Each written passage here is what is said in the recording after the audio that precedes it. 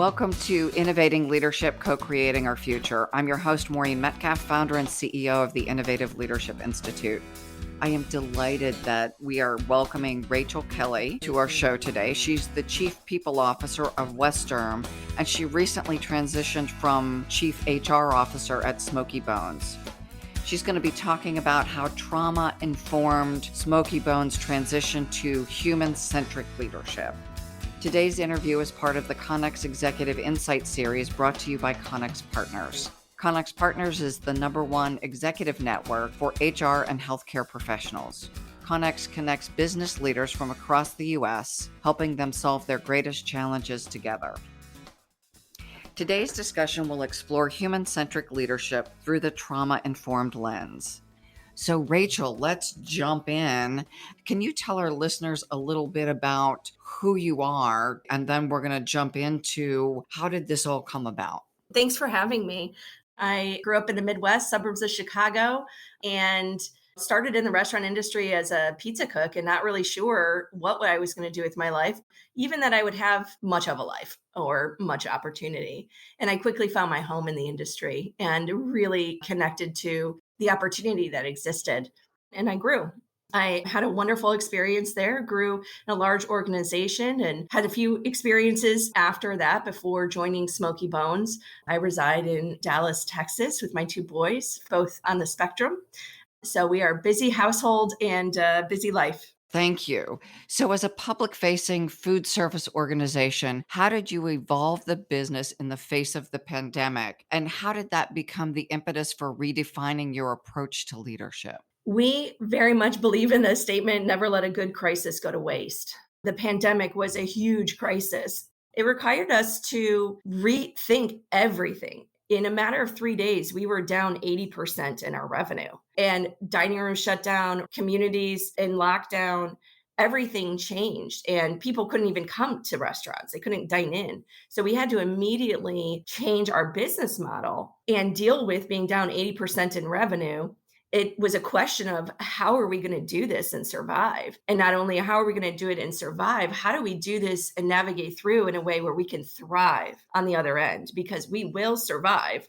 We want to thrive and we want our teams to thrive. So the fact that when you're down 80% in revenue and you have those kinds of business disruptions, it's a huge opportunity to redefine your operating model, but then also to go, how do we help people navigate through this? Because we can't do it alone. And this is going to be incredibly hard. So how do we do it? That was the impetus for the rebirth. I know we all came out of the pandemic, so we've all had some experiences, but we had different experiences. So you were in food service. I was relatively cautious, but we still went to restaurants when they were open. We sat outside, we wore our masks, those kinds of things. My understanding from talking to servers, they're expected to require people to put on their masks, and they get into conflicts about, whatever the position is of the patron who may or may not believe they need to wear a mask. And then there's someone right next to them who's terrified about being in a public space, and yet they chose to go out to your restaurant. So you're balancing the safety, and you talk about trauma informed. Typically, we think of trauma being going to the ER, not to a restaurant. But many of our public facing employees, whether they're working at Costco or Smokey Bones or any other people service organizations, were facing various levels of trauma.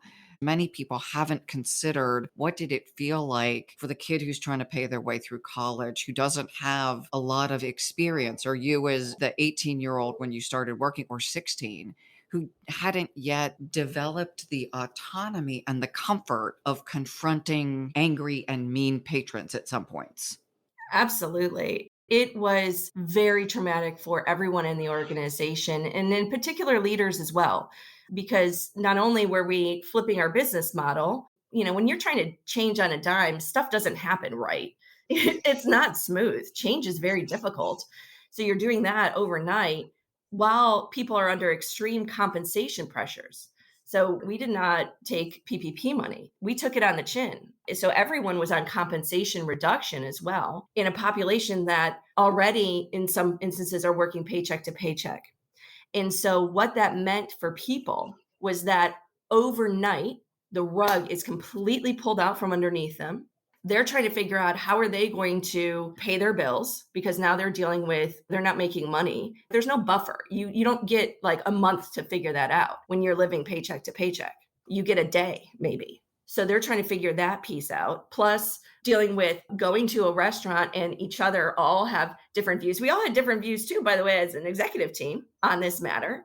And everybody was scared. In the restaurant industry, you never thought about life and death is part of our work. And now the work that we were doing and the sanitation things and all the precautions was life and death. It was very emotionally challenging and traumatic for people to experience. It's like you're just turned completely upside down and spun around and spit out. And you're like, what do I do? We all had lizard brain. Everybody was in fight or flight, trying to survive.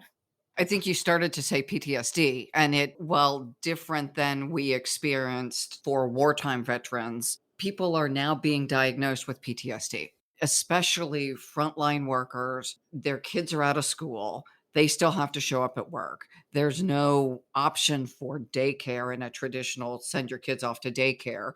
What do you do? Put them in the backseat of your car while you're at work? And there just were for people who had parents who could care for their kids, that was a great option, but many people didn't. So the trauma seems real. And as a leadership team, I'm assuming you care deeply about the people who look to you for their livelihood. They don't know if they're going to pay their rent. I'm assuming your leadership team has more of a buffer. But to your point, people are living paycheck to paycheck and they don't have the options that many of us as leaders and executives have. That's exactly right. We very much knew what that meant for people. I remember those early leadership team discussions, and they were grave, and we were very concerned about that. And so this is actually where human-centric leadership was born in our organization. While we knew we had to make these really tough business decisions, which were the right decisions for the team, we're like, this isn't about a bonus. This is about us having and surviving and not going bankrupt and having this thing that we've all put our blood, sweat, and tears in, making it happen for people. I have complex PTSD, so I understand. I understand that very much. And so that's when we said, okay, well, we know we have to make this really hard decision. But you know what? There's a lot that we can do to wrap our arms around people and walk across this bridge. We actually had this visual of a bridge. Like, this is the bridge and the plan of what we need to do. And we need to walk our teams, our guests, and our shareholders across this bridge together, holding hands together. We knew, like, okay, well, if this is going to happen and people's income are going to go down, what are all the resources we can get people that are going to help them? My team, I said, we're not HR, we're social workers right now. Our job is to help this population get through this. So our job is to help them with unemployment. We adjusted schedules how people wanted. We were super flexible. We were giving food away at cost. We're like, we can't give it to them for free, but we can give it at cost at wholesale. That's, we give somebody a piece of protein that's going to feed their family for a week at something that is a fourth of the cost at a grocery store. We were writing letters for landlords, telling people how to, all the different resources, if you remember, that were happening. We were regularly communicating, pulsing that through all of our communication systems, which we added multiple to have that outreach. That was super important. In moments of crisis, radical transparency and communication is crucial. People are terrified. They need to know what's going on. And even if you don't know what's going on, they need to know we're in this together. You're communicating, that social support. So we threw everything that we could, and we're constantly working as a team, HR team, operators, and everyone thinking about how do we walk across this bridge together. I love the visual of a bridge and that you include your financiers, the people who are going to allow us to stay in business and keep working, and who may give additional financing during the shortfall.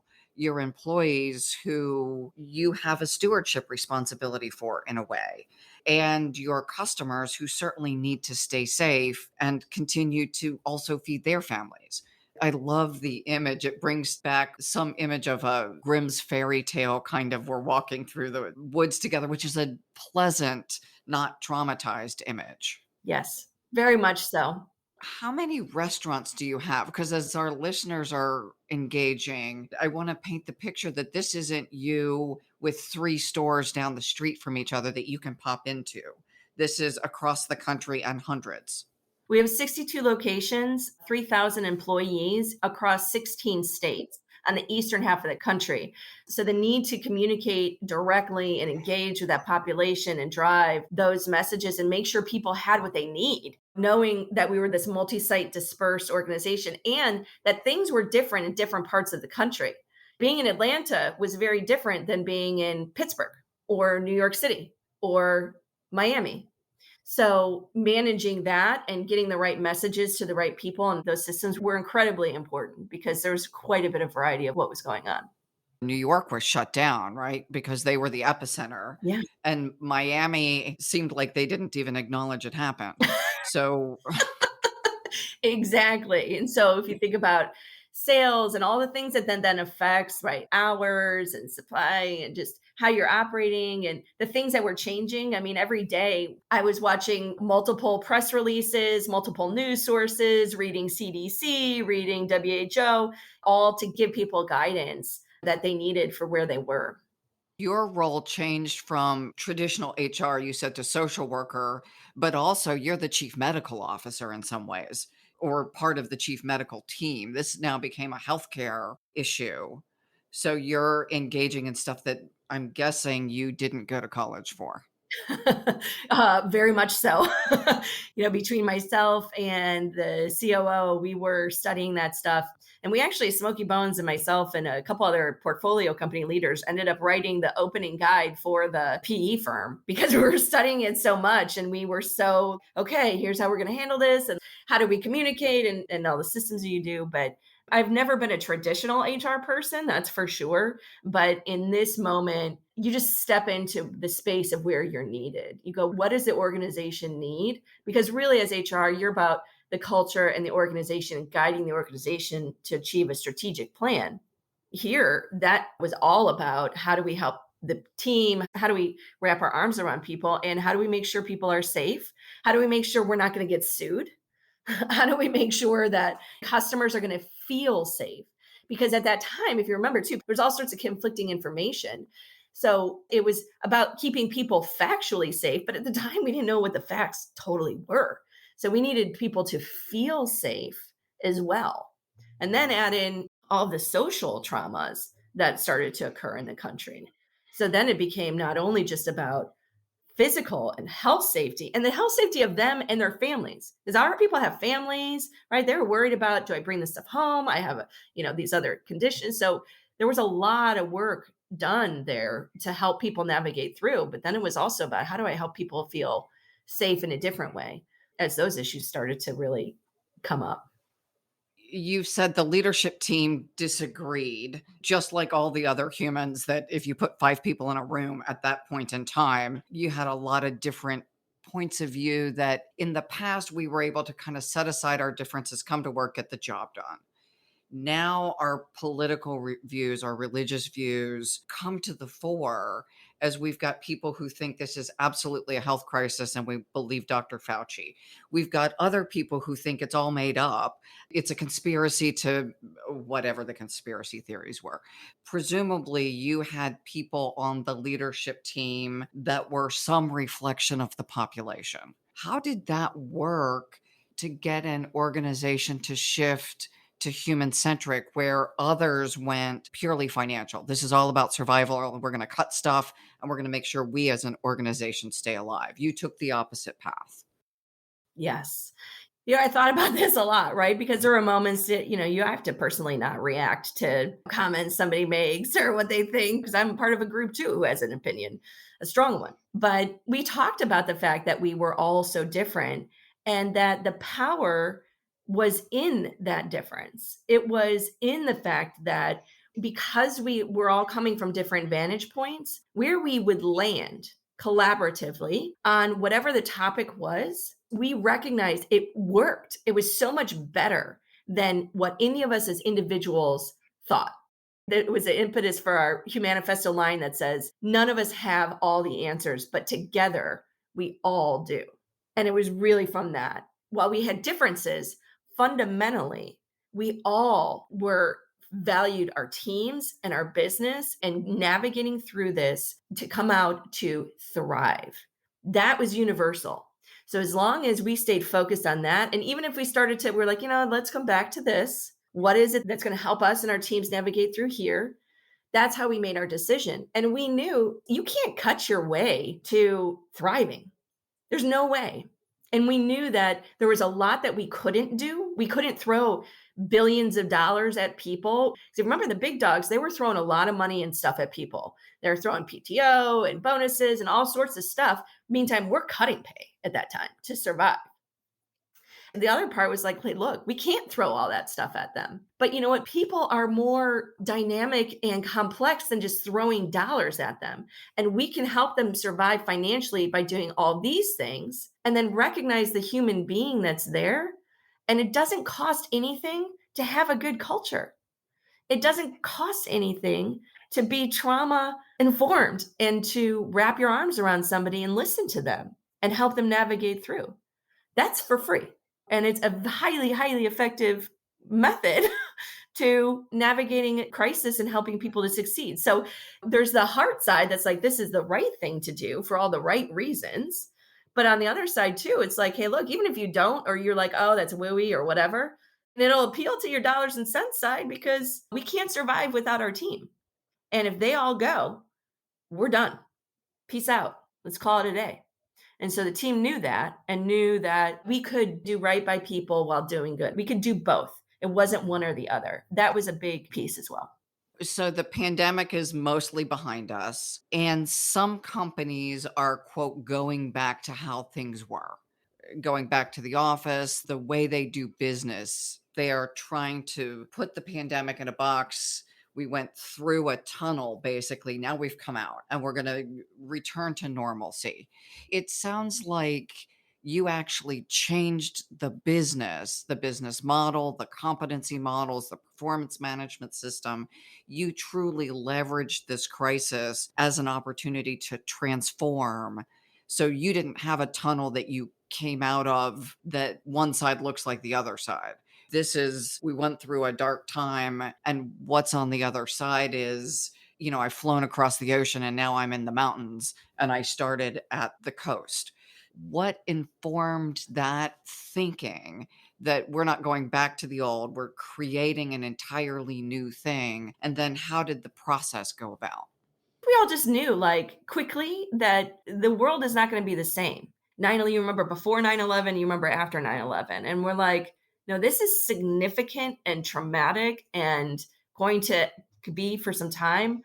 So there is no going back. We need to quickly come to terms with the fact that we're not just going to wait it out. We can't just wait it out. We have to navigate through with resiliency and integrity and creativity. That's kind of at the very beginning. Our CEO is like, we're going to navigate this with resiliency, creativity, and integrity. And because we had to change so much, it allowed us to break out of traditional hierarchical organizations and processes. And because we also furloughed some people, we started these open lines of communication and started really engaging the field and participating and helping us figure out programs, adjustments. It broke all these walls down and we became much more of an agile learning organization. That was crucial for our success. And the reason that people hooked onto like, oh, we're going to keep going in this way is because it worked so incredibly well. We ended up having record levels of turnover through those times. We ended up winning like multiple awards. We started recovering in October of 2020. We had 5 quarters of leading the industry in growth. So as it started to work, that built confidence in the leadership team and the team like, oh, this works. I can talk to people and oh. And so then we started to codify the language like, all right, well, now let's visit our core values. And what is it that helped us to be successful? And what is really important to us as we navigate people at all levels in the organization participating in us defining those core values, defining human-centric leadership. And it wasn't like us sitting in a room. It was like, what is it that is working? How do we codify and memorialize this and continue to evolve our organization? It's like evolution, right? We're not going to go back. Like you don't go back, you go forward. The fact that it was successful and that those changes really helped us to navigate, we wanted to continue to leverage and strengthen those things to help us continue in that transformation. Did you end up having leadership turnover during that time, especially for people who may not have been aligned with the new approach? No.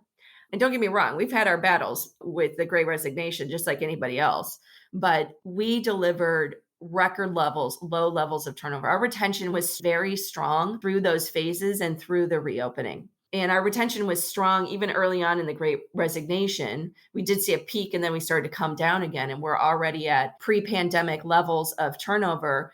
And we are ahead of pre pandemic levels in hourly in staffing. We're up 3 people while the per restaurant, while the industry is down 9 in casual dining versus pre-pandemic.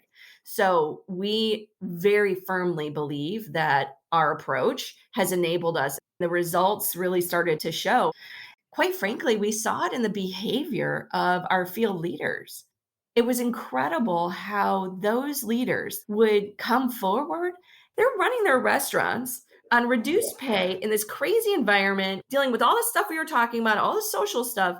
And then they're like, yeah, I'm going to help build the training for this promotion. Or, yeah, I'll jump on this call to inform what we're going to do here because they were empowered. They were participating and we listened and we used that feedback. We co created our strategies, our programs. It was together we were doing all of this. And that involvement and participation and the high levels of communication. We do a weekly town hall on camera, executive team, everybody, all management, every week. Still do it. We'll continue to do it. Those relationships and that engagement drove us to have record levels of turnover, staffing, get great place to work certified, all that stuff. It came from that. Just going, how do we get through this together? And I'm not going to do stuff to you. We're going to do stuff together. We're going to do it together. And by the way, if you have a different opinion about something, even if you're pissed off about it, call me. I want to hear it. Let's talk. Let's work it through. In fact, the person who leads field HR for me now, she was one of those people who early on, she was like, dude, I don't know, man. I don't know about blah, blah, blah, blah, blah. And I'm like, ooh, let's talk. And she gave me invaluable feedback that then helped me shape certain things with the field. And she was empowered. Oh, by the way, she led our staffing initiative that's crushing the industry versus everybody else. Like, it's funny how that works. The analogy I think of is elite military units that when they're out on a mission, they pull together and there's a way of working that is so lockstep that's hard to replicate any place else in the world. They're under high pressure and they have built the alignment among the team in a way that most of us just don't have the opportunity to experience nor the need.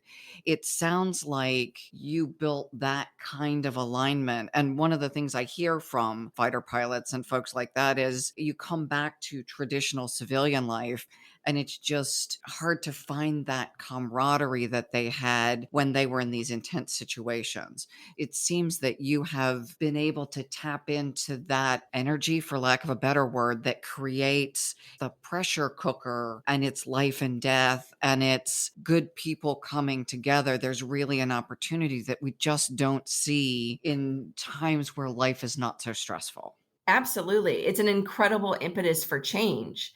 When you're in survival mode, you learn who you are, you learn what you're made of. And collectively, you learn what you can accomplish as a team. And it required high levels of trust, high levels of alignment around core things, but not all the details. We don't have to agree. And I might even do something that looking back on you go, like, Rachel, you could have done that better, or you could do this, or we should have done that. But that was okay. That psychological safety of failing together. We win together, we fail together, we fail forward. We trust that we're all doing things with creativity, integrity, resiliency, and are bonded by our purpose. And that's where we're all going together. It's funny, you mentioned what you were saying. Sometimes Miranda will say on my team, she's like, it's so fun, it's wild. She's like, it's almost like you guys like talked before the meeting. We're like, no, we didn't. We're just like naturally there together because while we're such different people as executives, we all were bonded and aligned around our purpose and our values. We talk about the idea of shared mutual purpose. I get the importance of that, and I work with clients to develop it, and yet you're personifying it. We all get the words. Our company has a mission statement, but most people aren't in this kind of a pressure cooker where it becomes core to who they are, not just the words on the wall.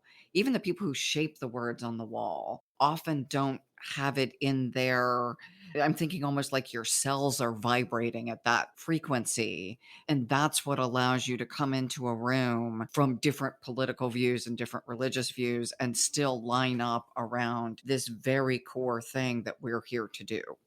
We're all human beings fundamentally. When we were talking about human centric leadership and how we defined it, and this really came out when George Floyd was murdered. And James and I were talking about, like, okay, how are we going to navigate through this? And, what do we do? And we really codified that no, we're all human beings. We all have a unique social experience that we celebrate. We actually celebrate our individuality. The fact that we're all special birds and we dig it. We're all very unique, special birds. We celebrate that. And we do that in all sorts of different ways. We respect our differences and that they exist. We pay respect to that. And we value what bonds us, our shared humanity. We're all human beings stumbling our way through life, trying to take care of our families, trying to make it, trying to deal with the crazy stuff that happens. We all have trauma, different traumas. That's the unique social experience side of it. And all have our own histories of trauma. And, if you're navigating through something with PTSD, it's incredibly difficult. And the mental health implications of what we've all gone through, that's the next pandemic of exploding mental health challenges. I don't need to understand your particular stuff fully. Like, I don't know what it's like to be a Black man walking down a sidewalk at night. I will never know what that's like. But I know what it's like to be a human. I know what it's like to be scared. I know what it's like to not know. And I know what it's like to be unsafe. So I can connect to that. We all can connect to that kind of core humanity. And that's how we walk together, is that bond. I love what you just said. I was working with Hennepin Health, the safety net hospital in Minneapolis, who cared for George Floyd. They were his healthcare providers. And then this thing happened, his murder. The PTSD of people who say, this is one of our patients. This is a man we know. He's in our care. You're showing the same level of humanity and personhood. How do you convey that to an organization? Most of our business organizations aren't wired for compassion. It's adding a new ingredient into the recipe. For some people, they're going to have a really strong autoimmune response that we don't go there here. I don't want it. It's not welcome. Your sense of humanity and personhood sounds like it permeated an organization of 3,000 people. Help me see that process because I would love to replicate it. Well, thank you for that. I mean, it can always be refined. A work in progress. So we started our communication with the pandemic, but then as George Floyd, Breonna Taylor, and all the other things that just started to just cause so much upheaval for people, we talked about it. We did not ignore it. We did not take a political stance. The first couple days, I was watching it and I remember talking to my CEO and I was like, this is really bad. This is really bad. And we need to think about what is going on with people. I remember calling somebody and I go, if you think I'm calling you because you're Black, that is correct. You're the Black person on this team. And I need to know how you are feeling because I'm not going to pull any punches. I understand that you may have some stuff going on. And I want to see, how are you doing? And we just talked about it. And so I started just talking to some people. I talked to my team about it.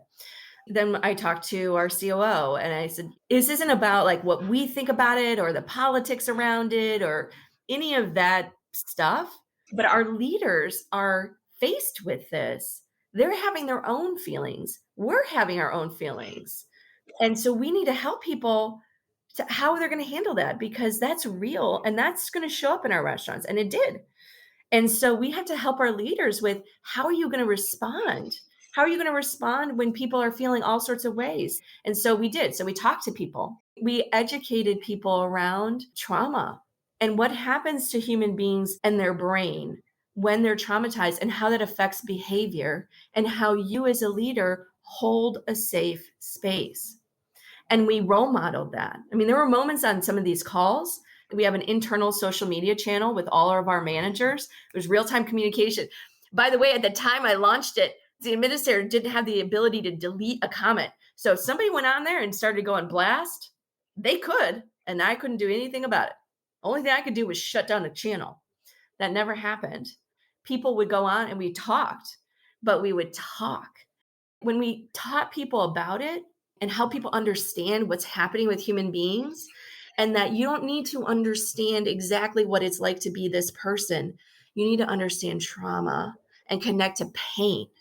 And you know pain, you know this. And we've just been through it with our teams on it so many ways. So we role modeled it. We talked about it. We held the meetings with our directors. And then we held a meeting with all of our management team and we talked about it. And then we talked also about our focus on how we help our teams through it, what resources are available, how to handle those moments. We talked about, hey, what do you do if somebody comes in and somebody wants to protest? We're like, support them. That's their right. You want to go protest? Go for it. Can you let us know you're not going to make your shift tonight so we can cover it? We're like, cool, rock on, man. That was our attitude. And then on the ground, like we had restaurants that were in those areas that were where some of the rioting was. And we're like, you guys make the decision. What we care about is safety. And everyone has a right to feel safe emotionally, psychologically, and physically. And that was our thing. Everyone has a right to feel safe. And we want everyone in the SB Nation, in our restaurants, that is a safe place. And this is how you protect that. Here's how you help people process through the trauma and those moments and hold a safe space and help them come down, come back. And we walked it together. And then we stayed in contact. We talked about it. We were live responses. And the team was incredible. And that's how we did it. It was just like our focus is our team, our shared humanity, helping people to feel safe, understanding the dynamics of what's going on, and we walk it together. Then we started to memorialize and go, okay, how do we pull it into these other things? But that's how we did it. And leaders were like, oh, like, how'd you do that? Lots of therapy. I'm like, go to your therapist. I've got a great one. Do you want a reco? That's how you do it. And you can learn the techniques and it's okay. So it sounds like you taught the techniques, you role modeled the techniques, you role played the techniques. One of the challenges is this is an area where people just don't know what to do. The number of men who are afraid that a female colleague will cry is astounding. Yeah. I realize I'm using generalities and I know we all don't do the same thing, but there are a lot of women who just cry when they're angry and they don't want to be treated in response to their anger like, oh, little girl, you're okay. They're pissed. They want to be able to cry and scream and be pissed like a man does. Our physiology is different. Building the skill among the leadership team just to deal with basic human emotions, because the women crying is one thing. People are going through much bigger trauma and they're having all kinds of emotions. And when our frontline supervisor does care, but doesn't know how to express it, then we end up with people disenfranchised and angry and they quit or they don't show up. Building the skills of therapy and coaching and basic human care for people who they care. Most of them care. Yeah. Think of all the situations people grow up in. Most people aren't taught, and most people haven't had a good therapist. So they're just doing the best they can, absent any skills. Oh, very much. It's scary for people. I mean, we shame emotion, we judge emotion, we suppress emotion. We have all sorts of issues as a country around our perspective of mental health. It's really hard for people. So, talking about that, what you were just saying, that, hey, look, we know this is weird. Yeah, dude, I've had 40 years of practice. I got a lot of stuff in my life. So, yeah, I get that not everybody has done that. And so it's like a balance of helping people understand the science Okay, well, if I help them understand the science around it and lizard brain and how you do this, and I mean, there were times we were doing the butterfly hug. I don't even know if you know the butterfly hug, which is the technique that frontline workers in global crisis are taught. It's bilateral tapping and breathing to help you just calm in the moment. We would do butterfly hugs. I was teaching people breathing exercises, all that stuff. Just the fact that we talked about it and talked about the fact that it was okay. It's okay. And me talking about my own challenges, like, guys, it's okay. None of us are this like pretty perfect thing. We're like a cocktail of mental health, a little bit of this, a little bit of that, a little bit of that, mix it up and hope you got it right. And sometimes you got to go like, I need more of this. We're all this concoction. And so just destigmatizing it, not going too far, because if you go too far, then leaders, you turn them off and they're like, oh, you're all wooey. Staying connected to the science, show the technique so that it's successful, and connecting it to the business pieces, those hard business things, that is powerful for helping leaders to navigate through it. And then you also do some individual coaching with people. As an HR leader, you do a lot of executive coaching, and you need to talk to them about their own perspective on mental health and their own experiences and their own biases. And you work through that in those private one-on-one coaching sessions as well. So there's the education and the science. There's the modeling it. There's the tying it to the business. So it's not just, oh, you had a therapist and you're trying to make all of us do that. Or you like yoga, so you're one of those people. There's hard science behind this now. The mindfulness, the wellness, meditation, there's really good science around all of it. How do I bring it in because it's appropriate? Not because I'm walking around with a bag of crystals in my pocket and I'm going to impose that on you. And then connecting it to the business strategy, that piece is what's often missing as we hit one side of it, but not the full stream. I completely agree. And the business side of it is extraordinarily important because it's part of how you hardwire it into the organization and organizational practices. It's part of how you get the buy in. And it's important to make that connection because there's a million things that you can focus on as a business. We often say we're a target rich environment. There's a lot you can do. You do make prioritization. You make decisions about what are the key things that are going to help us accomplish the strategic plan. And that's not a bad thing. Now, when you do it with core values, those are your guardrails. You do it with your strategic plan that's balanced. But then when you understand and you see, like, oh, when I do this with people, they deliver this in result. It's very powerful. I'll tell you a very quick story. We were on several weeks of compensation reduction across the board. We didn't know when it was going to end, by the way. Every week we were giving people an update around compensation increases. So it was that tentative. And we were making decisions literally day by day, week by week. We reinstated compensation starting at the front line first, then management, before RSC, the head office. And we went to the field and we said, look, we're reinstating your compensation. We are not out of the woods. This is not a sign that, woohoo, all right, we're good at all. We are doing this because we're at this state. We don't want to wait until we're all the way there. You are our priority, and appropriately so. You are the first to be reinstated. But here's the deal. We need that. And then you guys adjusting your schedules to deliver 60,000 more in, I think it was like 60 or something more in weekly sales. And when you do that, when we're there, then we can reinstate everybody at the RSC. Then we can afford to reinstate everybody at the RSC, out of your office. So we're like, we need your help. And the field was so like, they delivered more than double that result immediately.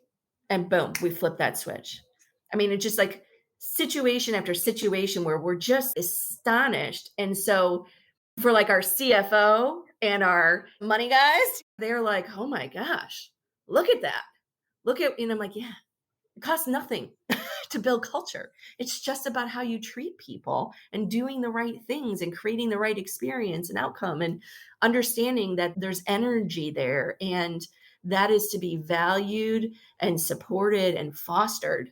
And it's highly powerful for the business. So our CFO will tell you today, there's no way that we could have made it through this pandemic. We would have been bankrupt had it not been for our culture and what our people did.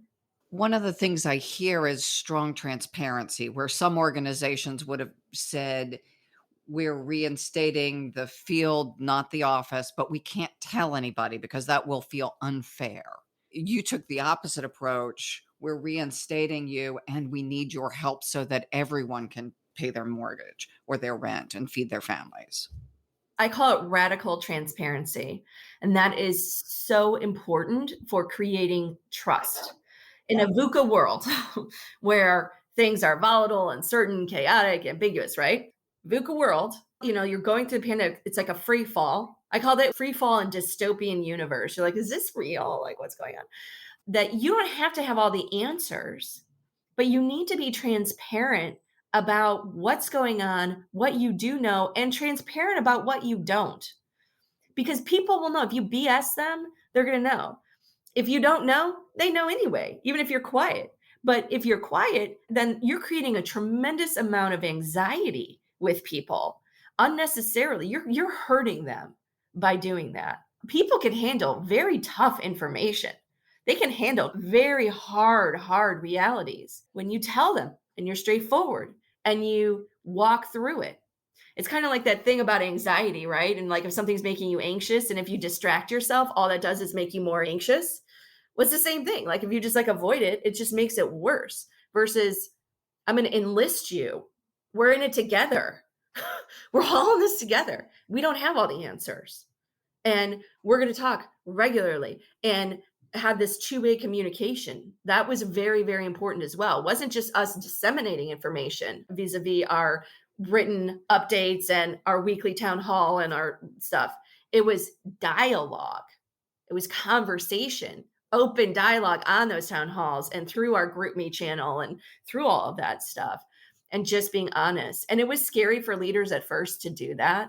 They had a real hard time with that at first, but once they saw the power of that and how much that empowers people and what happens when you empower people, they saw like human resiliency in action, and it was huge. As I listen to you, I hear not only leaders being trustworthy, but also trusting their followers.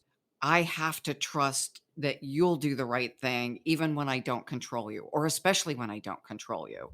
So, this really is trustworthy and trusting, and followers then being able to step up. This idea that there's reciprocal leadership, that as soon as you say, these results depend on you, you in the field are leading us. The only way we're going to get the results we want, I can't lead enough to drive those results. You've got to do it. Kind of the idea that leader is leading and leader is following and knowing when to do which. In so many ways, including like as we were developing initiatives, like we were changing marketing things and all the stuff that you normally take months to plan and implement, we were doing in days, in some cases, hours. And so there's a lot of messiness that happens when you're implementing marketing programs, product promotions, new packaging, launching virtual brands, curbside delay, all this stuff, right? So it's like, we need to empower and trust people. And so we told them that, like, we trust you. Even if you make a bad decision, we've got your back. We've got your back. You hurt somebody, no, bye. You have to live our values, but we've got your back. We're all trying to figure this out together. And our functional leaders often sought that feedback out and quickly would respond in the moment as we were implementing things and adjusted things that made a huge impact for the entire system that affected customers. It was really, really powerful. It really drove that agile learning organization and people realizing command control is done. You cannot control people. And why are you trying to do that? You get so much more when you unleash their power. We use the phrase often that the leader has moved from command and control to the mind of the scientist. And one of my favorite no longer living people is Einstein, and that I can formulate a hypothesis. I don't have the answer, but I'm also not clueless and empty headed. So I formulate a hypothesis, I do a test or an experiment or whatever you want to call it, and scientists aren't expected to get it right. They're expected to be directionally correct. And also that if I have a hypothesis that something will work and I disprove it, that isn't as important of a learning as proving I was right, because now we're not going down the wrong path. So these things that we call mistakes or failures, They're disproving my hypothesis, which is brilliant learning. Because imagine how many companies have invested in something because they think their leader's right and they're commanding and controlling. So they're going to force you down the wrong or a less successful path. This agile mindset, the scientist mindset, you go off, you create a well thought out experiment. You're not an idiot. You're you're planful and you're getting good input, and then you go try it and you are moving in a direction, which is better than just stuck sitting in your room. And people, I'm assuming at different restaurants in different states are piloting different things. You come back together, you synthesize, you then do the next set of experiments. It feels different when I'm engaging in the experiment rather than I'm waiting for someone on high to tell me what to do. And I'm just going to sit here quietly and do whatever until Rachel tells me what to do. I'm going to just sit here dutifully in my house waiting for directions. Right. First, that's a horrible place to be, not having any control or any say in what happens to you, especially in the environment of chaos of what was going on. And B, they know a lot. Our leaders and the people on the ground, people interfacing directly with customers and employees, they know a lot. And they know a lot more about what makes a successful initiative on the ground than the leader does, who's building the initiative.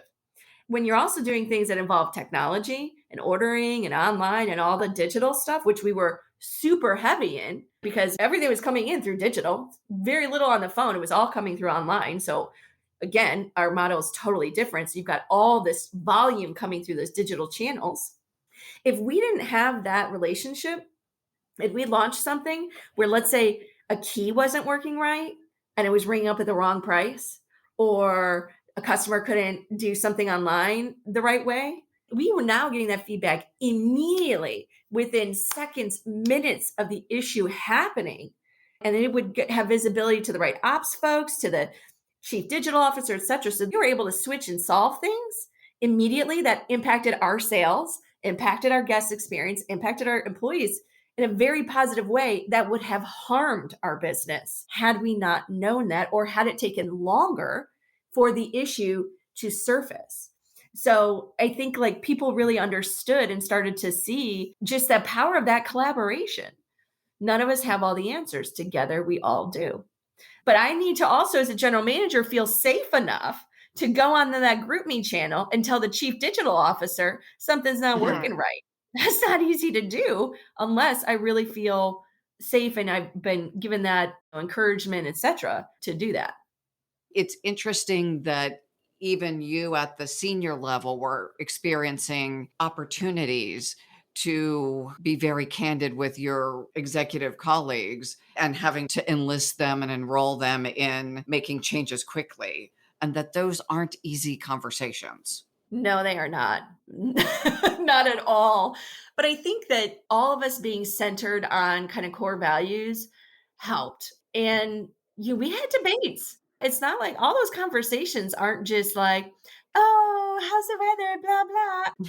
We would have some intense debates. There were times where like, I need to breathe. Okay. Let's regroup in an hour with a cocktail on Zoom and talk about this. you know, they're not easy conversations, but that's why you're in the job you're in. You're not here to have easy, light conversations. I'm here to have the tough ones because that's the right thing to do. And so I think all of us had this sense of duty. We all understand that we can have debate, but that leads to much, much better thinking. Mhm. And we end up in a great place. So part of it was having those discussions and debate. Part of it was also me not trying to control people, because I can't control what you think about that. I can't control those things. So it's more about me helping you to be an effective leader. I'm not trying to convince you of something. I'm trying to help you be effective in your role and lead. And I'm here to help you to do that.